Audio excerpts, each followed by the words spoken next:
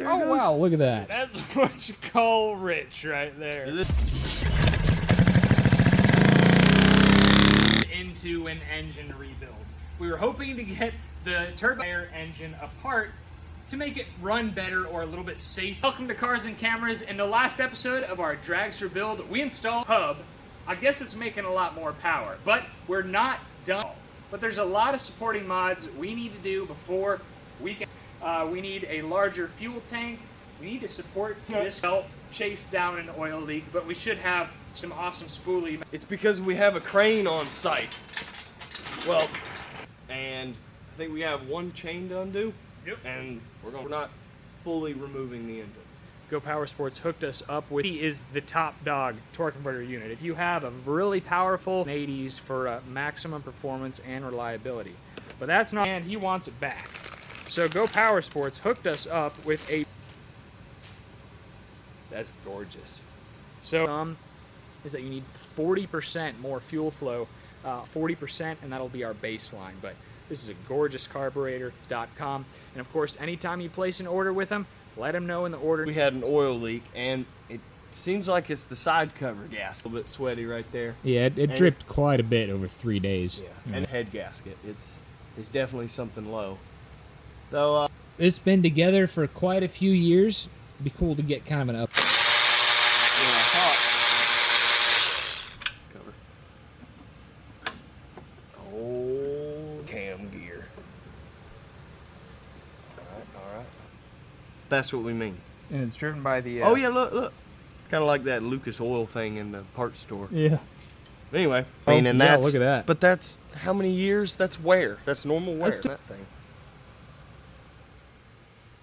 Yeah, no choke. That's why they call them wear items. So, but if there was any like copper, and there's not copper in here because we don't have copper rod bearings, so that's not always a bad idea to do a deep clean every now and then. Oh yeah. Especially Creates a lot of heat generally, and the methanol is supposed to help put more gap in your piston rings, because I don't know much about it, but your pistons, those piston rings, and if they're actually to expand to the point, we're gonna poke around here, might take the camshaft out, check it for wear, but potentially open up the ring gap a little bit so we can top dead center, and hopefully pull the camshaft out, remove the valve covers. Actually, go the other way.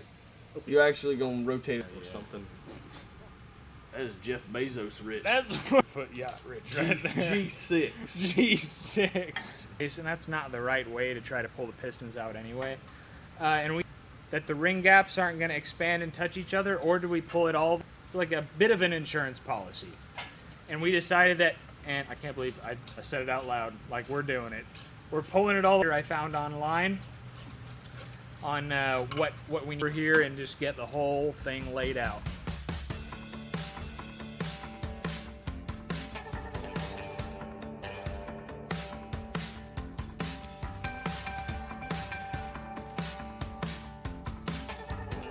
Here is the piston ring that we're after. We're actually going to modify. Comes from forced induction, comes expansion of piston ring. Man, they are farther apart. And with that expansion, your ring gap touches each other, you have really bad stuff. Scoring yourself through a calculator online, and we need to increase our ring gap and then you take a feeler gauge and measure the gap. Charles already definitely need to open it up. Your desired ring gap is going to depend on numbers for a drag racing situation cylinder, and I guess we'll see how we'll open up this gap. This was unscheduled too, but it was not so.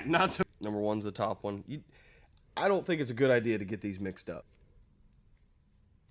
So the top one was 10,000. So the only one we're gonna have to modify is the top one. Now I'm on the cylinder. Oh God, it's always a pickle trying to do this. So we're going. We don't have the right tool. Yeah. If you have the right tool, yeah, that makes it all the better. Edge, because the less meat you have hanging, the more. Let's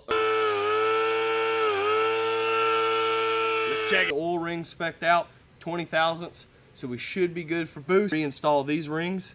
Let's see. All right, so this is number 2. So this, oh, you're doing it wrong, but whatever. So, and have both rings with the gap lined up with other gaps. I just use this funnel to get Engines is nothing wrong with that. Alright. So this, we didn't need to, it was like, there was no need to skip. I'll show something off too here. Oh, so yeah. I'm setting up our new 34 millimeter, and you got to see the difference. So this nasty looking one is what we had from there, but massive. 120 inch-pounds on all four. It's 240. It's not too thick like grease, and I especially like use, and they stay in place. Luckily for us, our engine cam out because the lifters were falling on top of. You do not want, what is it? Lined up. Got the RTV on the engine. We did not have a side cover. Good to go. So, good idea with this. Overkill, especially with this. You'll end up with a bunch of RTV in the engine. Both clean surfaces, of course. Oh.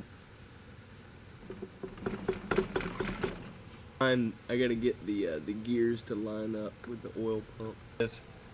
Put the RTV, you set the gasket on there, and you don't, I'd say about 20, 30 minutes. Copper coat. Make sure to shake this can up for a good minute or two. But we're gonna put these head gaskets back on. See this ring right here, this little indentation, and like milled and decked or whatever, and I don't, but I'm here now. That are wondering. The answer is yes. Not really sure. I think they're studs. But we're gonna go ahead and assemble the engine like hardened part in this engine build. I'm gonna torque these, but I'm just bumping them down. Alright, the engine, go ahead and reinstall it on the chassis, so that way the rest of the top end. When there's no leftover hardware, unless you're working on cars. That work hard, or what is, yeah, golly, I can't even level this time.